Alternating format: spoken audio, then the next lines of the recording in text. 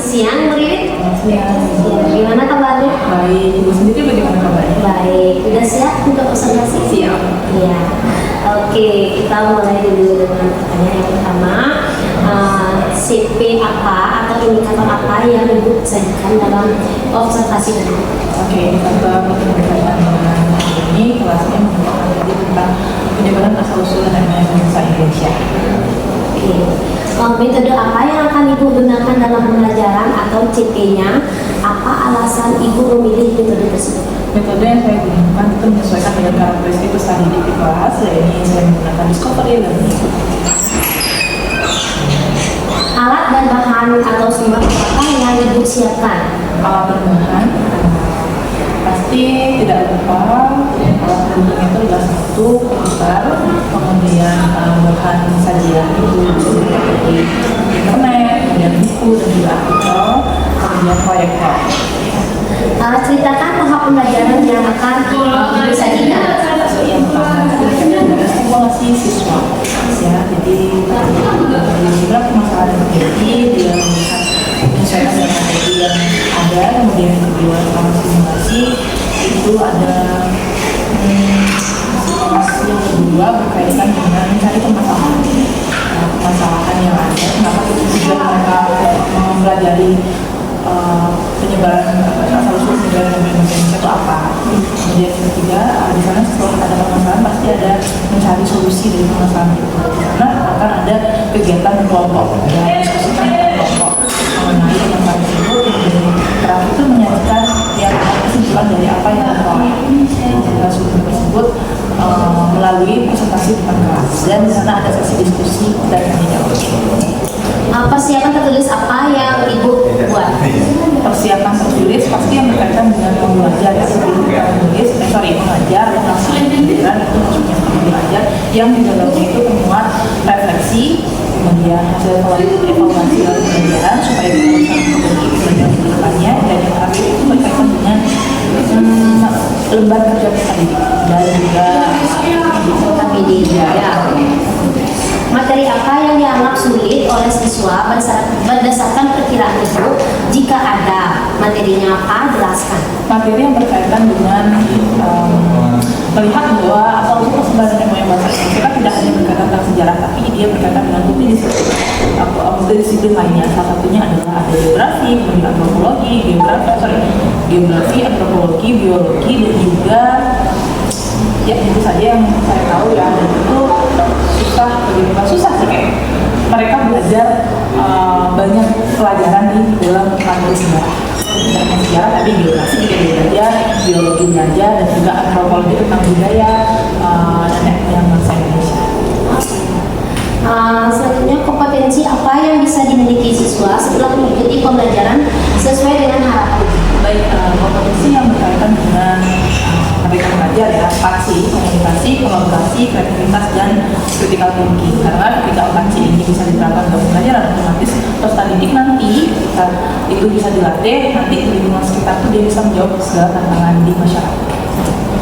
Apa yang perlu mendapat perhatian khusus pada pembelajaran ini? Melihat bahwa siswa sekarang itu kan sangat mempunyai pemikiran tentang sejarah, itu kan menghafal. Tapi di sini saya ingin menunjukkan kita dan ketika sejarah di kalangan peserta didik SMK di Denpasar ya, karena ternyata sejarah itu kan lebih banyak di SMA, tapi ini tantangan banyak di SMK di sejarah yang mana menarik perhatian siswa itu sendiri. Oke, kalau gitu siap-siap kita akan ke kelas untuk melakukan observasi. Terima kasih Bu Puspa. Semoga lancar.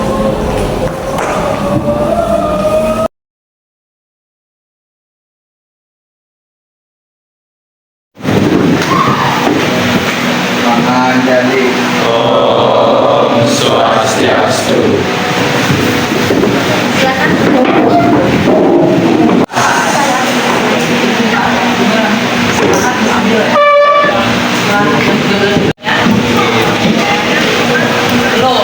Oke, untuk mengulas dari 2 minggu lalu, bab apa yang sudah kita pelajari? Manusia,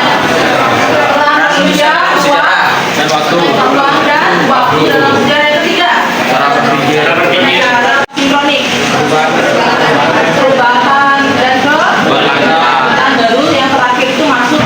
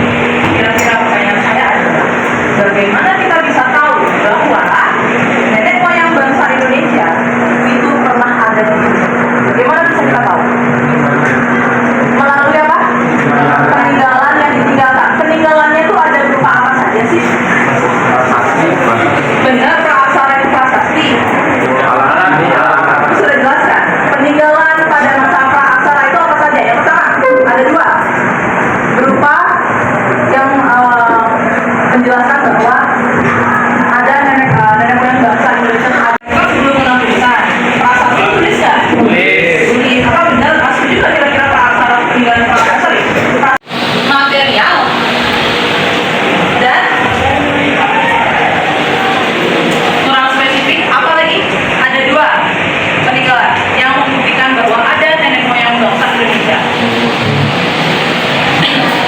Apa? Tradisi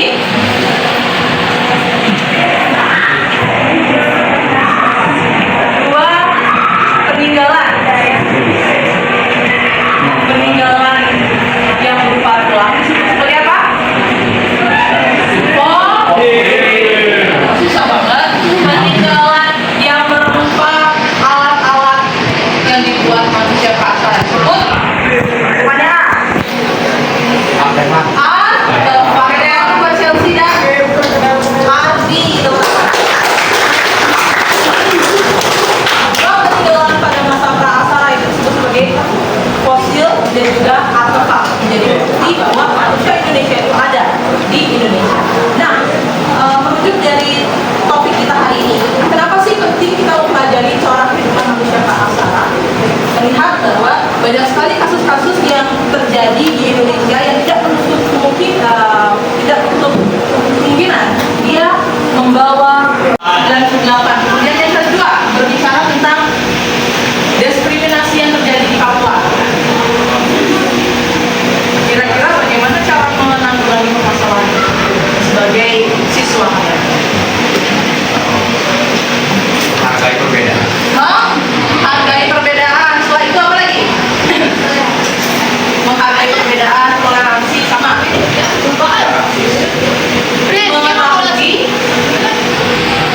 apa? Asal usul manusia Indonesia itu seperti apa sih? Supaya apa? Supaya terhindar dari diskriminasi. Kenapa orang yang tinggal yang mempunyai ras berkulit putih atau Tionghoa itu dilarang pada tahun 1998? Karena apa?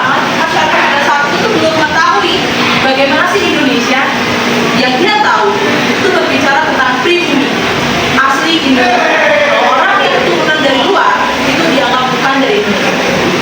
Tapi sekarang beda. Kira-kira kata pribumi itu cocok nggak semacam dia sekarang? Kenapa tidak? Karena dia Terus?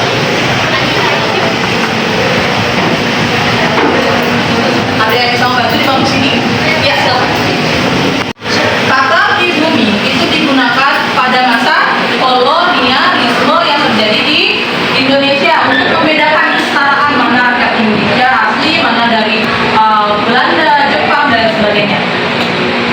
Untuk bisa membedakan. Dan kelas pribumi itu cenderung itu berada di bawah blok letak dibanding dengan bangsa kolonial dan Jepang. Selain itu apa lagi? Bagus sih. Karena untuk dirasakan masih ada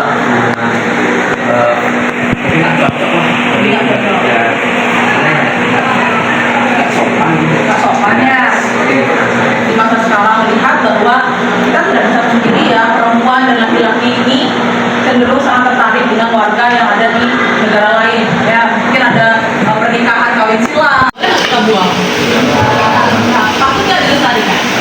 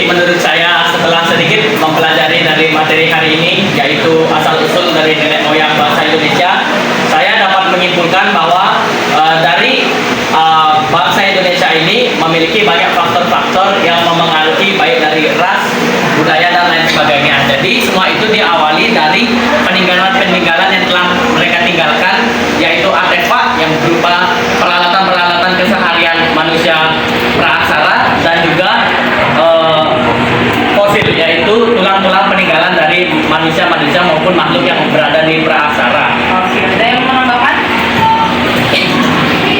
Jadi mau coba? Oke, silakan. Jadi dibagi menjadi 4 teori. Yang pertama itu teori otot aktiva, yang kedua teori otot bulan, dan yang ketiga teori nusantara, dan yang terakhir teori otot Taiwan. Jadi ada 4 teori yang tentang asal usul nenek moyang bahasa Indonesia ini. Ya, oke, tepuk tangan dulu buat teman-teman. Kemudian hari ini, mari kita belajar.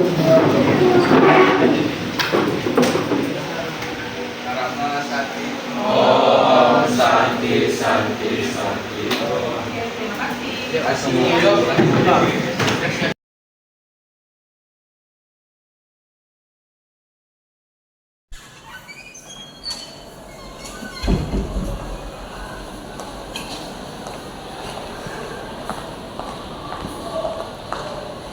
Selamat siang.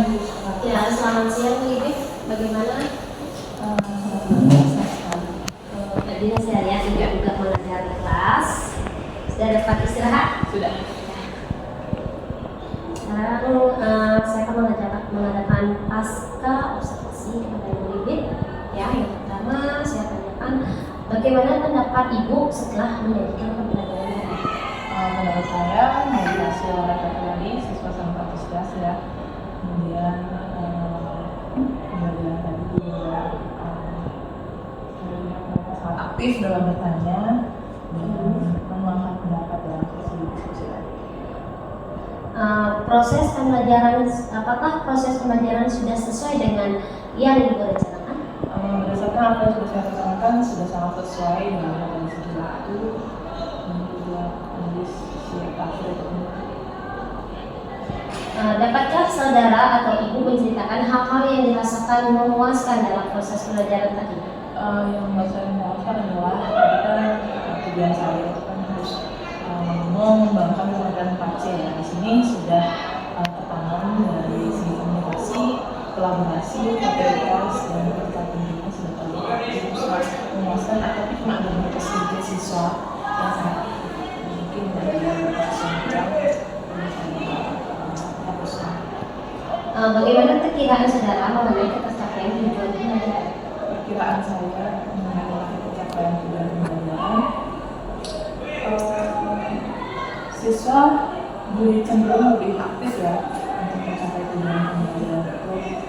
Kemudian hanya beberapa orang saja yang memenuhi tujuan pembelajaran. Jadi siswa itu merasa mendapatkan materi yang baru ya, karena sejarah ya. Ya, benar sekali, mendapatkan pengetahuan baru. Tujuannya kan supaya pembelajaran sejarah itu bisa dikaitkan di hubungan masyarakat. Iya, benar sekali. Bagaimana perkiraan saudara menangani tercapaian tujuan pelajaran itu sudah bisa diisi tadi ya, karena dia dapatkan pengetahuan baru lagi di materi sejarah. Nah, sekarang apa yang menjadi kesulitan siswa? Kesulitan siswa melihat bahwa saya mengajar jam-jam sangat rawan gitu ya.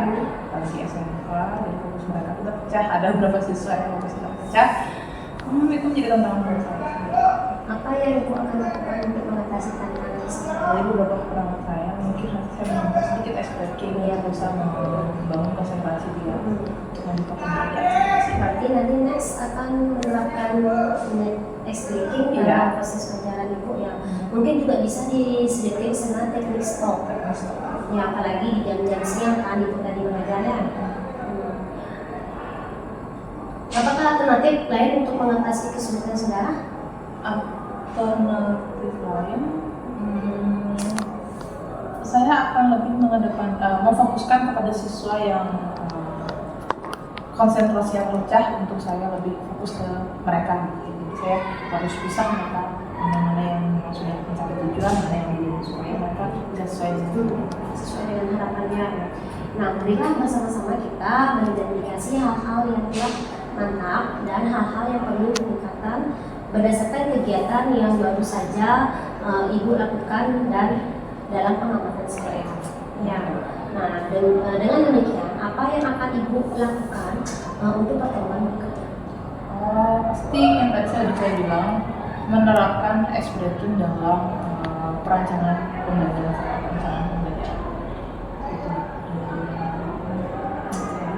Ya, ini tadi satu teknik stopnya. Oh iya. Oke, kalau gitu. Ya, sekian dari saya pertanyaan. Semoga sukses ke depannya untuk Ibu selanjutnya mengajar nanti.